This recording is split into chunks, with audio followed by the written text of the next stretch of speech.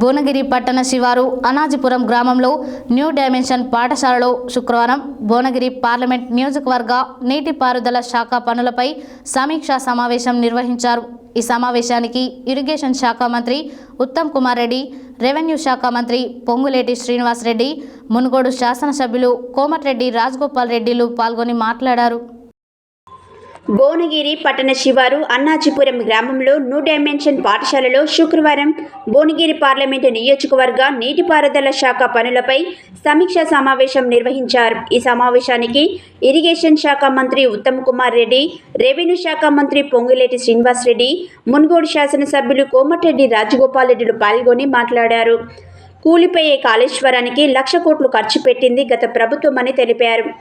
గత 10 ఏళ్లుగా బూనాదిగాని కాలువ, పిలాయిపల్లి కాలువ, ధర్మారెడ్డి కాలువలపై వివక్ష చూపిందని, రైతుల ఇబ్బందులు చూసి నా సొంత డబ్బులతో కాల్వ పనులు చేయించామని, మన ప్రభుత్వం వచ్చింది 4 ఏళ్లు అధికారంలోనే ఉంటామని అన్నారు. డిజైన్లు, డైమెన్షన్ దూరదృష్టి ఉండేలా రూపొందించాలని, శాశ్వతంగా పరిష్కారం ఉండేలా డిపిఆర్లు సిద్ధం చేయాలని, ఈ ప్రాంత ప్రజలు మూసీ కాలుష్యంతో ఇబ్బందులు పడుతున్నారని, హైదరాబాద్ నగర పొల్యూషనే కాకుండా కెమికల్ కంపెనీల వ్యర్థాలు కూడా కలుస్తున్నాయన్నారు. మూసీ జలాలు హానికరంగా మారాయి. భవిష్యత్తులో బస్వాపూర్ రిజర్వాయర్ నుండి గోదావరి నీటిని ఈ కాలువలకు మళ్లించాలన్నారు. శాశ్వత పరిష్కారం అందించే డిపిఆర్లతో గౌరవ నీటిపారుదల శాఖ మంత్రి ఛాంబర్లో సమీక్ష చేసి ఈ ప్రాంత ప్రజల ఇబ్బందులు తొలగించాలన్నారు.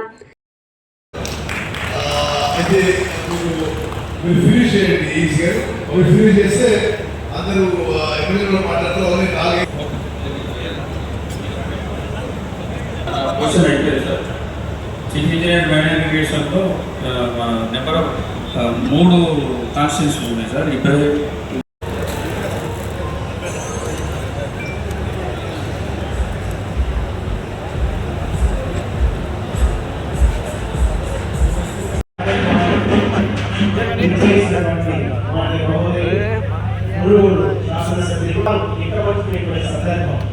భువనగిరి త్రిభువన పనులు వల్ల భువనేశ్వరి స్వామి గారికి వేదిక సాధారణ స్వాగతం పలుకుతుంది. గౌరవనీయులు డాక్టర్ పల్లా రాజేశ్వర రెడ్డి గారు, జనగామ శాసనసభ్యులు గారు, సభ్యులు గౌరవనీయులు శ్రీ మంతుల స్వామి గారు వేదిక ఈ కారణం మీద మరొకసారి మీరు డిపార్ట్మెంట్ ఉన్నప్పుడు రివ్యూ చేసి ఈ కాలువ డిజైన్ చేయించారు. మీరు అందరితో ఎందుకంటే ఇక్కడ ఈ కాలువ నాకు తెలిసినంత సబ్జెక్ట్ పోషకులు, ఎందుకంటే 16 ఏళ్ళ నుంచి ఈ రైతుల కష్టాలు బాగా చూసి కనీసం వడ్డీ లేని పశువులకు బోరేసి రైతులు ఆత్మహత్య చేస్తున్నారని చెప్పి పేర్కొనుకుంటారు. రైతులంటే ఆత్మహత్య చేసుకుంటారు, 18 బోర్లు వేసినా నీకు పడలేదని చెప్పి పురాణ కాలంలో ఎంపీ చేయించారు. కాబట్టి ఇది ఎంతో మానవత దృక్పథంతో మీరు ఇంకా కొంచెం డీటెయిల్ ప్రాజెక్ట్ రిపోర్ట్ కొంచెం వ్యాక్సిన్ చేయాలని కోరుకుంటూ ఈ అవకాశం ఇచ్చినందుకు మంత్రి గారికి ధన్యవాదాలు తెలియజేస్తుంది.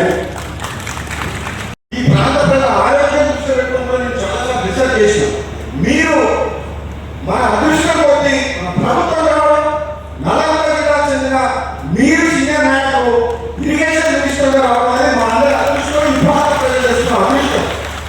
అక్కడ 1,00,000 కోట్ల ఖర్చు పెట్టినప్పుడు ఈ ప్రాంతంలో 5 నియోజకవర్గాలకు సంబంధించి ప్రజలు అనారోగ్యంతో బాధపడలేదు. వాళ్ళ లైఫ్ డైరెక్ట్గా ఎఫెక్ట్ అయింది.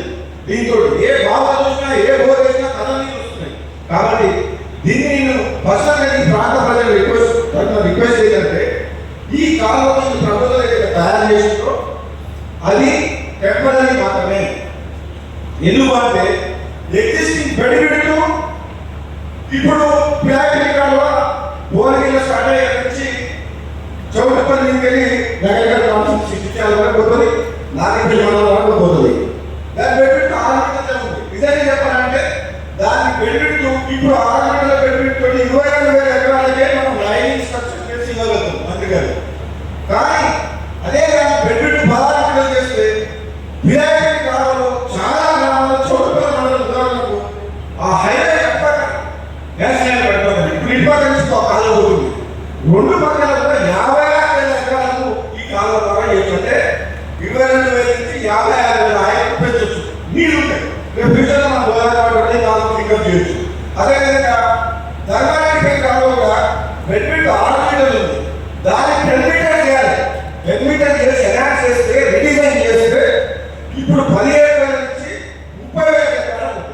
నేను ఆ రిక్వెస్ట్ ఏంటంటే మీ స్పీచ్ ప్రజెంటేషన్ మధ్యన మీరు చాలా ఎంతో విశాల హృదయంతో ఈ కమిట్మెంట్ నల్లగొండ జిల్లా ప్రాజెక్టు ఈ ప్రాంతానికి గత 10 ఏళ్లలో ఇటీఆర్ ప్రభుత్వం అన్యాయం చేసిన విషయాన్ని మీకు బాగా తెలిసిన వ్యక్తిగా వెంటనే ఉత్తమ్ కుమార్ రెడ్డి గారు మంత్రి అయిన తర్వాత మొట్టమొదటిగా శ్రీశైలం స్వర్గ మార్గం, తర్వాత ఢిల్లీ లిటిగేషన్ గురించి, అదేవిధంగా మా దృష్టి కొద్ది ప్రాజెక్టు భోనికి కూడా రివ్యూ మీటింగ్ పెట్టి ప్రాజెక్ట్ రివ్యూ చేసినప్పుడు అది చేసేందుకు మీ చేతులు పెట్టి వీలైనంత వరకు మ్యాక్సిమం వాటర్ యూటిలైజ్ చేసి మొత్తం ఏరియా కవరేజ్ చేస్తే బాగుంటుందని చెప్పిన నా విజ్ఞప్తి, నా రిక్వెస్ట్.